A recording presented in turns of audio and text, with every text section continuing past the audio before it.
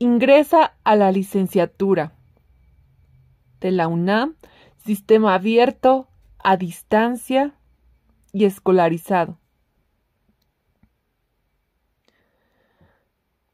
Sección de alimentos. Carbohidratos. También llamados glúcidos o azúcares, son moléculas que contienen un grupo funcional aldehído o bien un grupo funcional cetona. En el primer caso, reciben el nombre de aldosas y en el segundo caso, reciben el nombre de cetosas.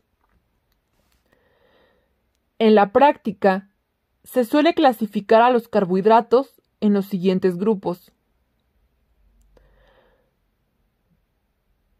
1. Monosacáridos.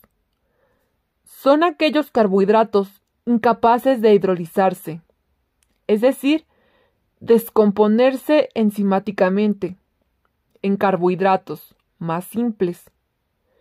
Pueden subdividirse en triosas, tetrosas, pentosas, hexosas, heptosas u octosas, según la cantidad de átomos de carbono que poseen, y como aldosas o cetosas por la presencia del grupo aldehído o del grupo cetona. Disacáridos. Al hidrolizarse, es decir, descomponerse enzimáticamente, dan lugar a dos moléculas de monosacárido. Los ejemplos son la maltosa, que da origen a dos moléculas de glucosa, y la sacarosa, ejemplo azúcar de mesa, que da lugar a una molécula de glucosa y una de fructosa. Oligosacáridos. Son aquellos que al hidrolizarse producen de 2 a 10 unidades de monosacárido. Y los polisacáridos, que al hidrolizarse producen más de 10 moléculas de monosacárido. Los almidones y la celulosa corresponden a ejemplos de polisacáridos. Fuente de energía de disponibilidad inmediata. Los carbohidratos son la principal fuente de energía en los seres humanos. En condiciones normales, aportan 60% de la energía diaria. La glucosa se oxida para tener una energía muy rápido en una vía metabólica llamada glucólisis, que constituye un eje central del metabolismo, ya que su metabolismo se traslapa con el metabolismo de los lípidos y las proteínas, que son los otros nutrientes necesarios para el hombre. 2. Lípidos. Los lípidos también son llamados grasas y se dividen en dos grandes grupos, que son los saponificables, es decir, que reaccionan con sosa formando jabón, y los no saponificables, es decir, no reaccionan con sosa formando jabón. Solo se mencionará de cada división los más importantes. Del grupo de los saponificables están los triacilglicéridos, que son los más comunes de este tipo, y son ésteres de una molécula de glicerol, es decir, polialcohol con 3 grupos OH. Los ésteres se forman con 1, 2 o 3 ácidos carboxílicos.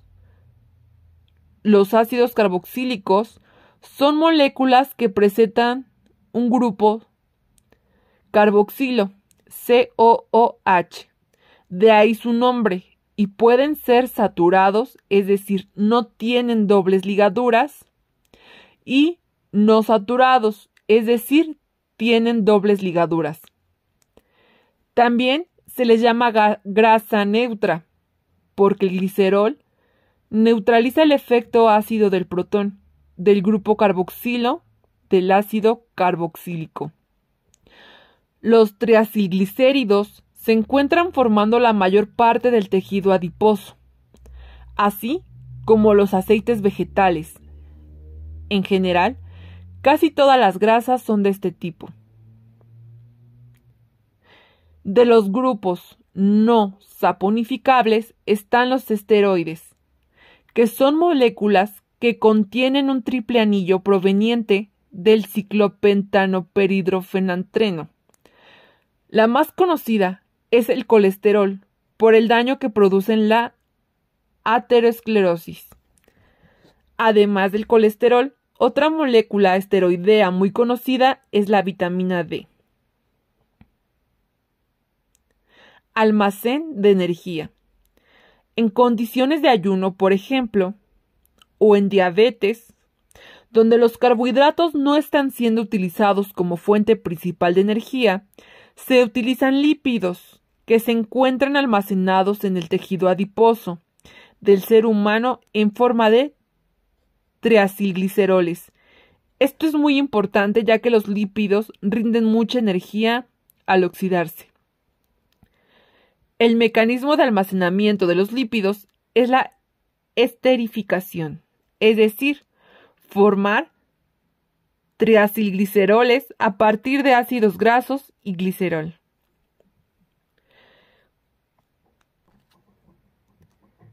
Cuando el organismo necesita energía, ya sea por la situación de ayuno o por situaciones de estrés, debe liberar los lípidos a la sangre para que sean utilizados por los tejidos competentes para su oxidación.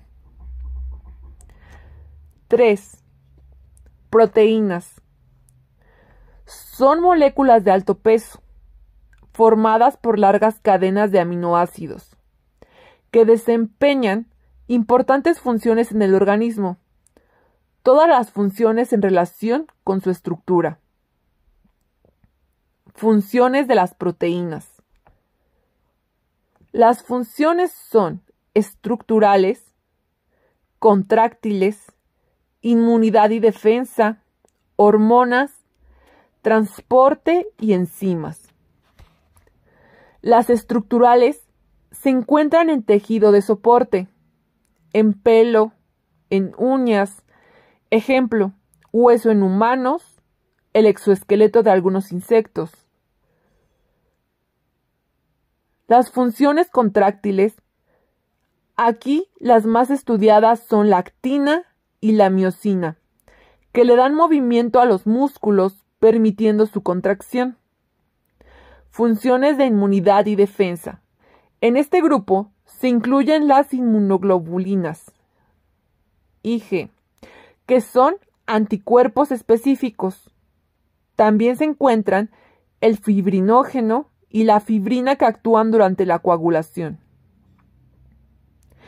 Funciones de hormonas. Son mensajeros químicos sintetizados en diversas glándulas, hipófisis, páncreas, gónadas, etc. Ejemplo, la insulina, que se sintetiza en el páncreas, y vasopresina, también llamada antidiurética, sintetizada en la hipófisis. Funciones de transporte. Son las que transportan algún nutriente o elemento de un lugar a otro. Ejemplo, albumina, que transporta varios grupos químicos, y hemoglobina, que transporta oxígeno. Enzimas. Son catalizadores biológicos. Grupos funcionales presentes en las proteínas. Las proteínas están formadas por aminoácidos. Son 21 aminoácidos utilizados por el hombre y contienen grupos amino, NH3, y grupos carboxilo, COOH. Estos grupos se comportan como ácidos y donan su protón a un determinado pH en solución acuosa.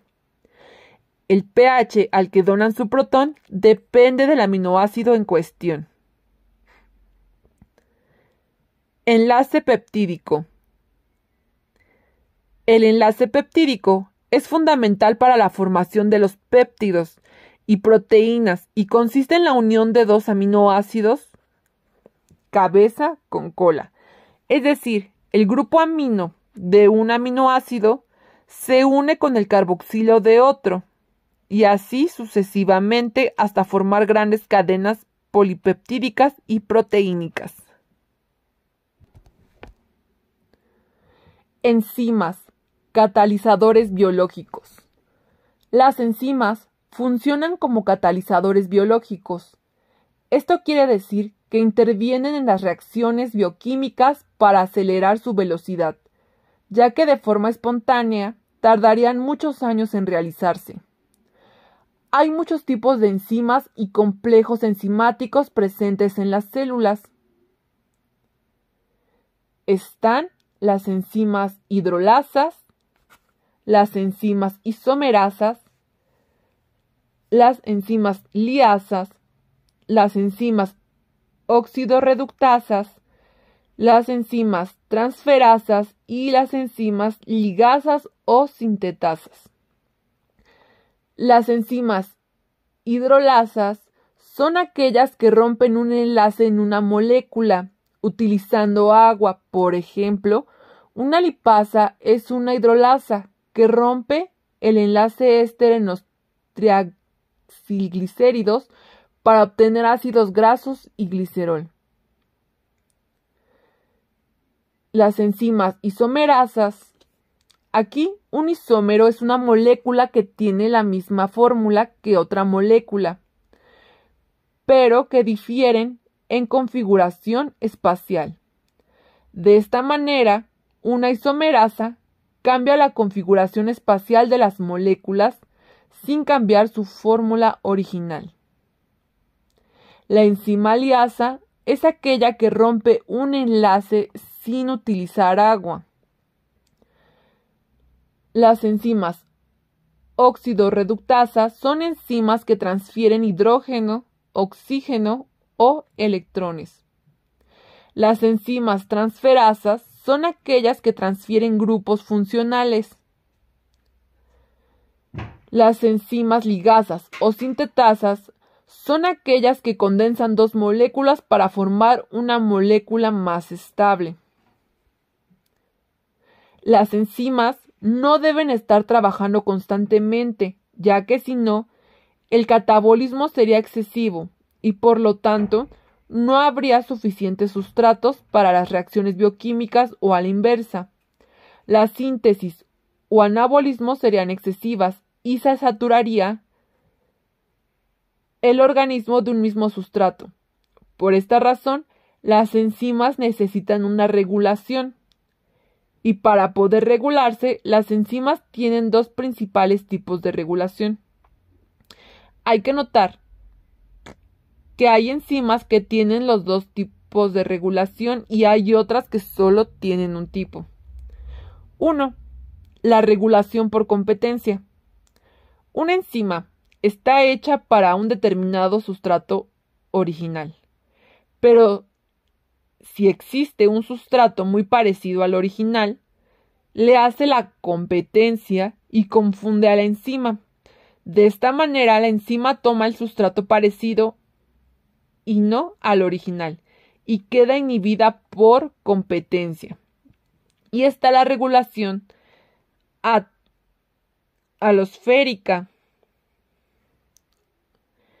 La regulación alostérica. Aquí, la enzima cuenta con un sitio llamado sitio alostérico, diseñado para que un inhibidor alostérico se le una. Cuando el inhibidor alostérico entra al sitio alostérico, cambia la configuración de las enzimas mientras estén unidos y la enzima queda inhibida alostéricamente. Hay otro tipo de regulación llamada regulación por ruptura covalente, donde las enzimas quedan destruidas y por tanto no funcionales. Alimentos que contienen carbohidratos, lípidos y proteínas. Solo se citarán algunos ejemplos. Ejemplo 1. Carbohidratos.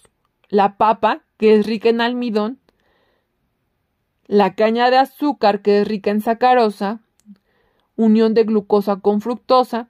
Las hojas verdes son ricas en celulosa, que a pesar de no poder ser digerida por el ser humano, sirve como fibra. Ejemplo, lípidos. En cuanto a los lípidos saponificables, los aceites y la manteca, por ejemplo.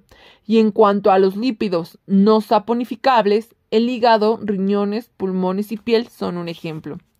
Y las proteínas, como ejemplo, son las carnes, la leche, que es rica en caseína, y todos los derivados lácteos. Número 4. Vitaminas y minerales. Las vitaminas son aquellas que funcionan como cofactores de algunas enzimas.